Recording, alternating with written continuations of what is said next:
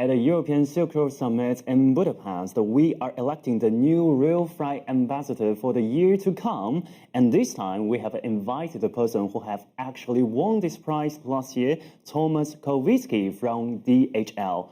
Welcome, Thomas. Welcome. Hello, everybody. It's a great pleasure for you to joining today. I want to introduce Thomas a bit as well. You are the global head of China Rail at DHL Global Forwarding, and last year you won the title of Silk Road Ambassador, as this was called last time. I have one question for you. What makes you a Silk Road Ambassador from your point of view? Yeah, big question, good question. But I think my passion, enthusiasm to build sustainable solutions, logistic solutions, does not get unnoticed.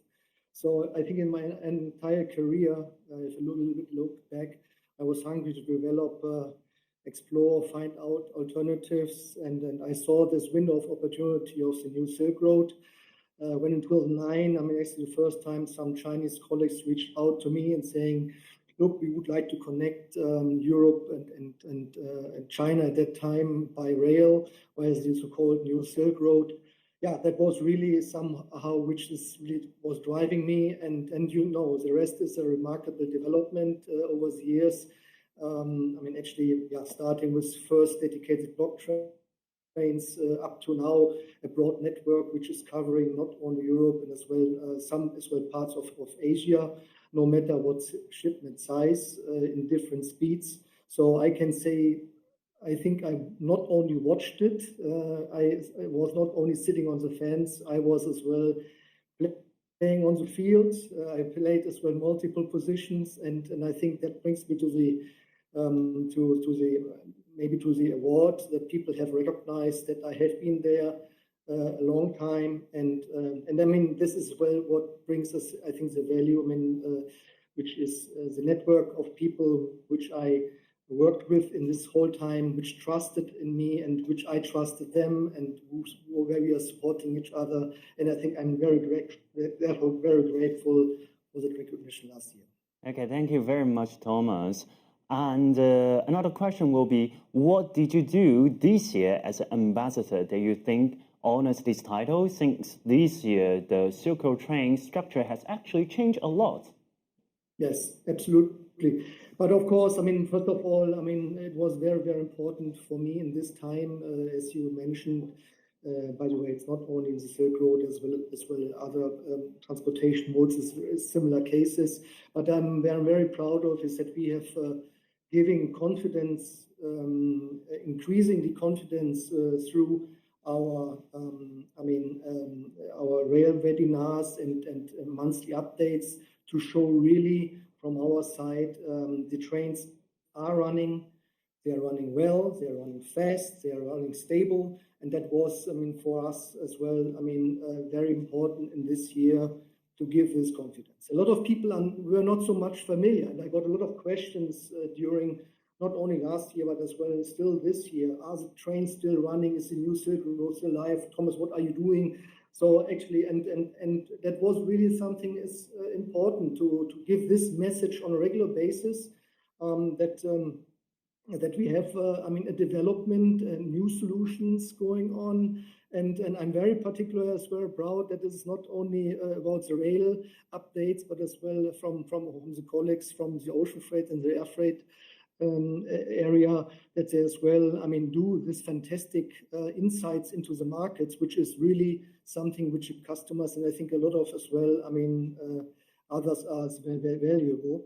So therefore I think it's what is crucial, I think, is to communicate still for those who are maybe not so much familiar, is to talk about the success stories, and there's a lot of success stories still, a lot of supply chain is still going via rail.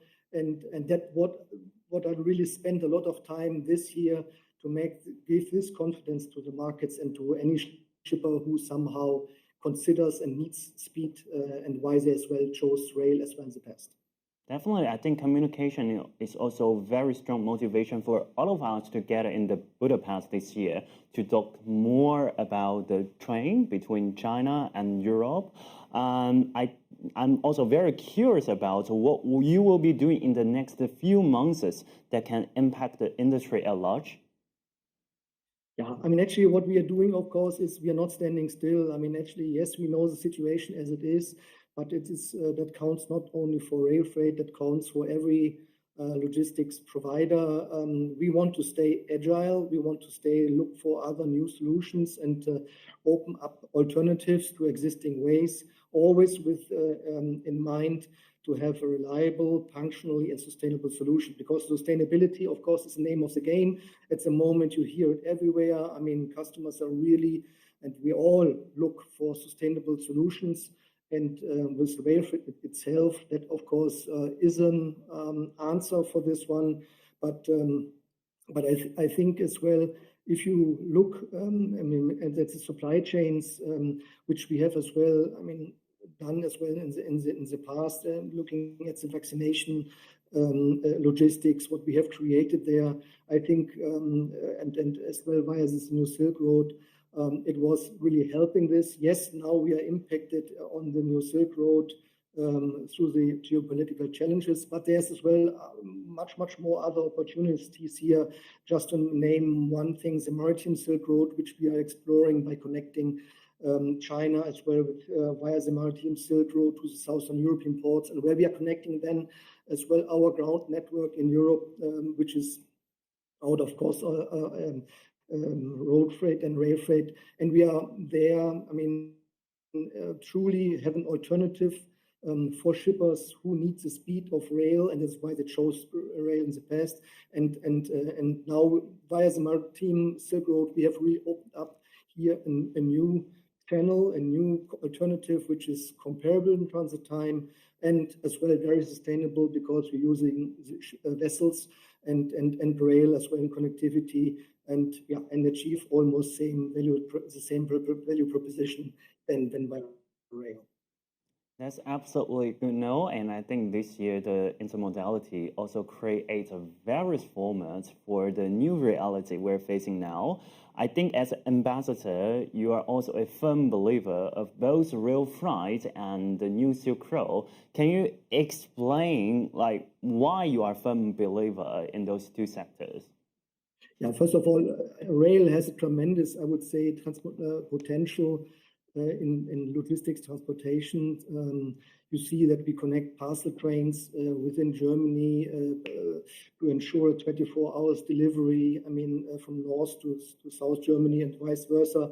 We use rail as a possibility to do the hinterland connectivity from the seaports and to the seaports.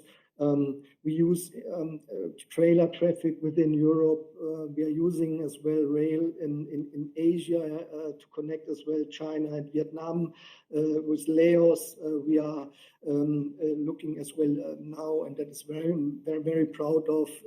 We are now exploring as well the Middle East with the first pilot trains, which we have recently launched together with our partner Etihad Rail, offering from Jebel Ali to Saudi Arabian border, a completely new way, sustainable way of transportation versus road. We are there again, a front runner in this case, and it's all about rail. And then I think, and then that's really the message.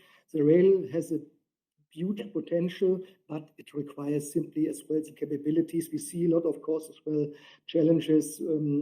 We are hearing about the infrastructure, about the functionality, about the reliability, and then of course we know this. That is very clear. And that is at the moment really this somehow the roadblock to more. Because if that infrastructure is fixed, then it will be as well a vital alternative to the other transportation solutions. That's absolutely good to know. And also, I think now it's a special chance for Thomas to actually share more of his idea in the next new ambassador. But we need to keep everybody updated. This time we have changed the name from the Silk Road Ambassador to the RailFreight Ambassador because we wanted to give a more neutral turn.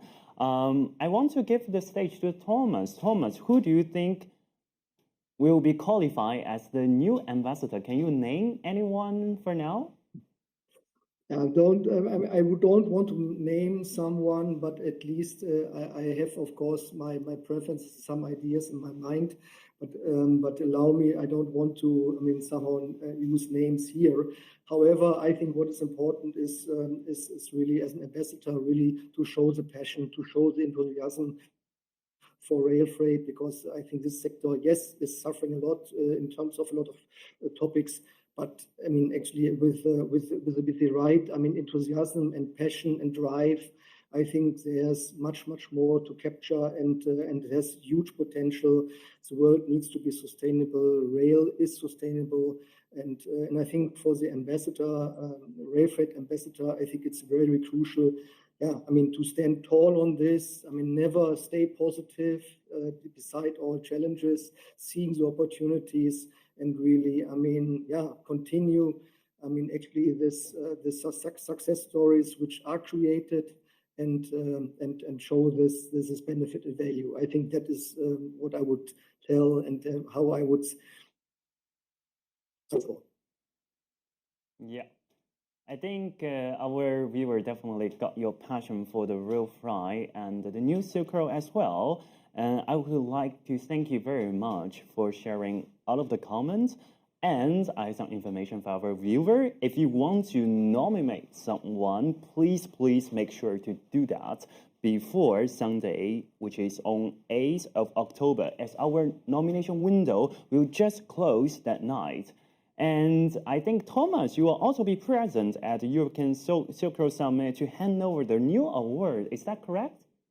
Absolutely. I'm really looking forward to it. And whoever it will be, I wish for everyone good luck for the nomination, for the voting. It's an exciting feeling.